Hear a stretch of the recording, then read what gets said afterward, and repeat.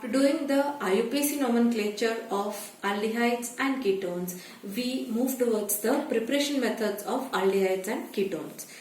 Now, as told you earlier also that the preparation methods are quite common for aldehydes and ketones. So, we will be learning them simultaneously, but carboxylic acids will be done on the later part of the chapter.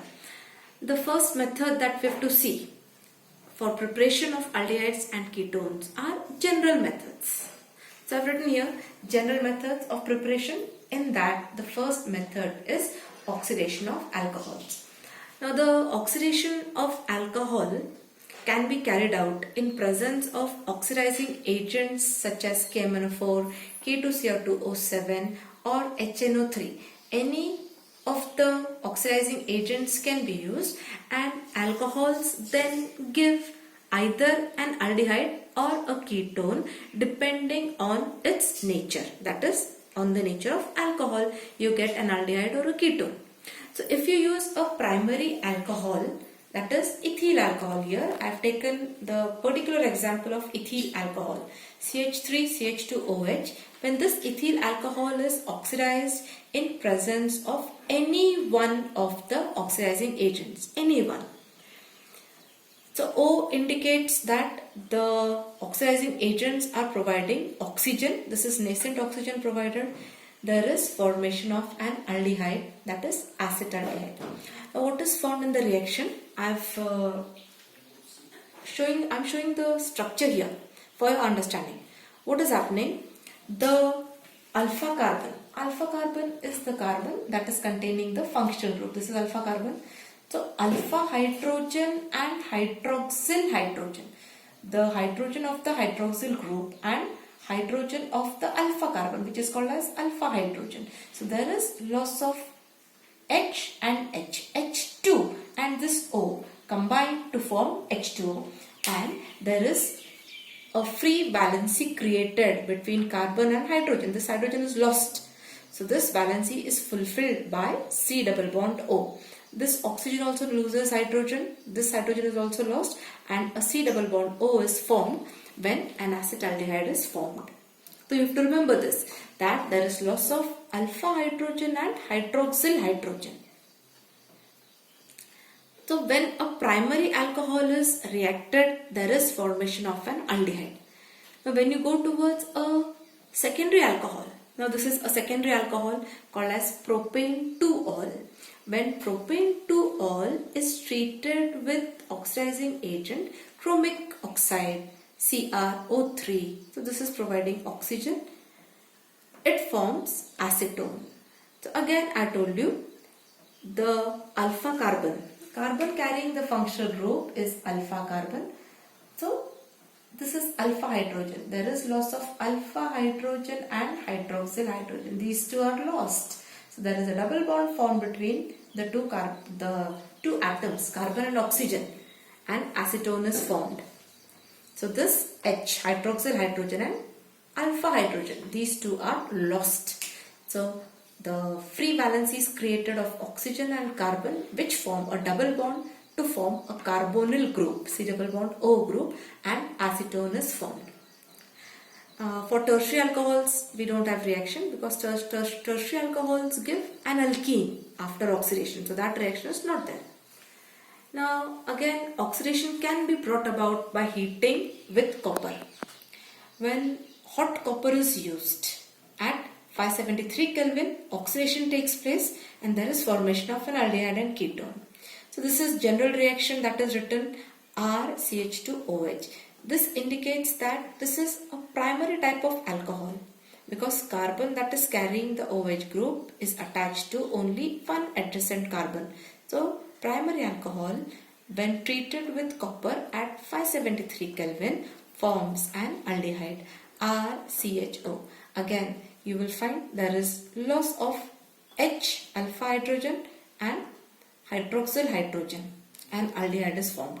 Similarly, when you take an example of a secondary alcohol, carbon which is carrying OH group is attached to two adjacent carbon atoms. This is a secondary alcohol. This is treated with copper at 573 Kelvin. There is formation of a ketone. So alpha hydrogen and hydroxyl hydrogen. These two are lost. There is formation of a ketone. So what do you find in the reaction of oxidation?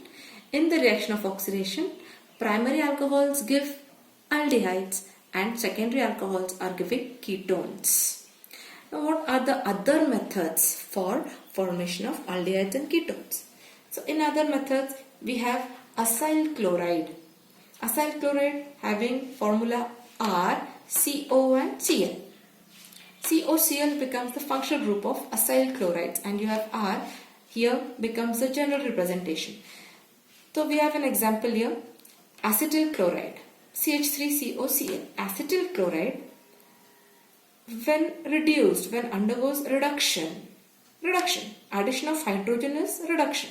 When undergoes reduction in presence of palladium and barium sulfate as catalyst, there is a substitution reaction taking place. Cl gets replaced by H and HCl is formed. There is formation of acetaldehyde. Very simple reaction. Cl gets replaced by H and one H with Cl forms HCl.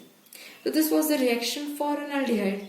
Now for ketone, we are going to see the reactions parallelly. For ketone, again we are going to use a new type of compound, that is dimethyl cadmium. So dimethyl cadmium, name itself indicates the formula, dimethyl, CH3 twice and cadmium, CD. So CH3 twice CD, this compound will be treated with CH3COCl, that is acetyl chloride, which has its IUPAC name as ethanoyl chloride. Here I have written the common name. In the next reaction I have written the IUPAC name so that you come to know both the names. This is ethanoyl chloride. 2 times you are going to use this. Now in the reaction, how many CH3 groups you get? You get 4 CH3 groups, 2 from here and 2 from here. So the reaction goes where there is substitution taking place. Cl is replaced by CH3 and there is formation of CdCl2. So because of that, 2 times it is taken. CdCl2 is a compound form. Cd has its valency 2. So CdCl2 will be the compound and you get formation of 2 times CH3COCH3, which is a ketone, simplest ketone called acetone. Again, if you want to prepare an aromatic type of ketone, so in spite of using ethanoyl chloride or acetyl chloride, we will be changing this to benzoyl chloride. Benzoyl chloride has this as a aromatic group. How can you write the formula? The formula can be written like this. This is benzene ring with COCl, acelia, or you can also write like this. You can show the benzene ring like this also.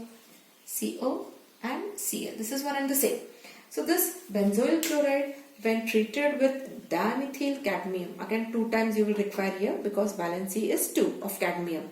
You get formation of C6H5COCH3. This should be twice. 2 times you get formation of the compound that is called as acetophenol. Cl is replaced by CH3.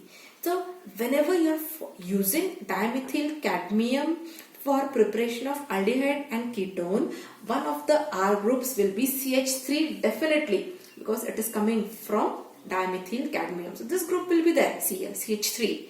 This CH3.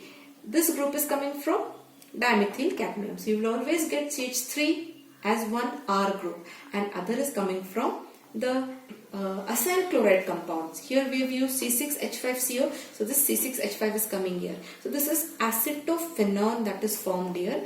The compound comes like this. C6H5 is nothing but phenyl group. So benzene ring with COCH3. The IUPAC name becomes acetophenone and you can call this as methyl phenyl ketone. This becomes the common name.